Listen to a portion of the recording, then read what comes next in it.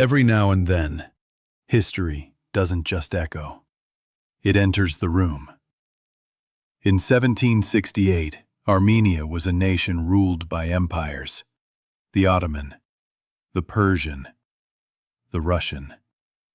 And yet, Armenians were everywhere: merchants, navigators, printers, translators, quietly wiring the world through trade and thought.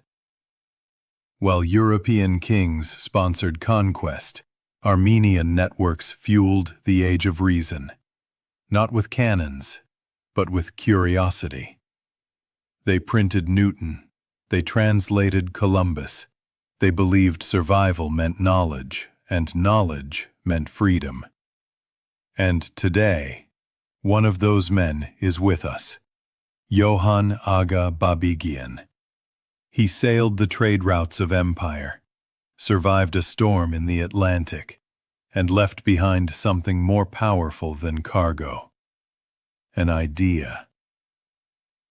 Now, if you're wondering how a man from 1768 is about to speak to you, remember this: that's what science makes possible, and that's what imagination is for.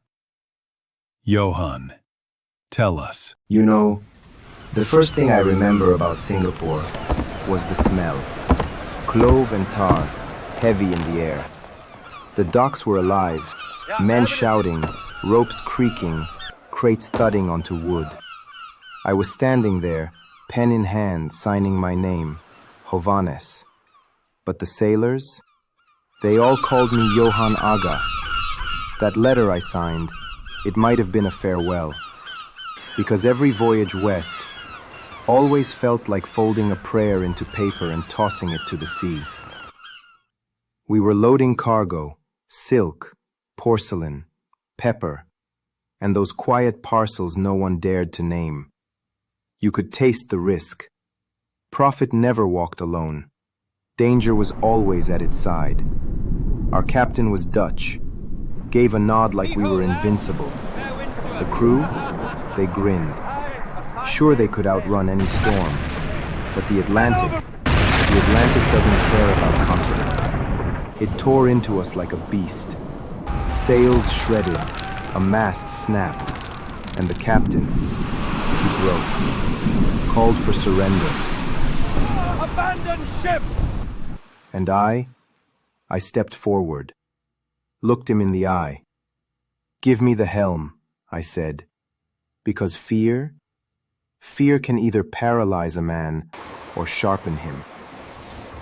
I steered by candlelight, just me, a compass, a sextant, a whispered prayer, and the stars.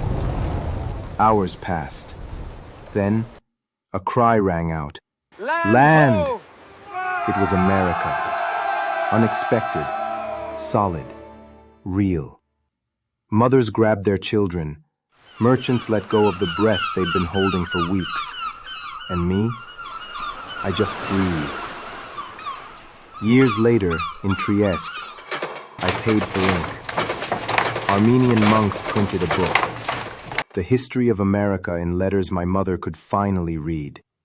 Once, a folded prayer and a sky full of stars saved a ship. And now, maybe ink and a little faith might just save a history.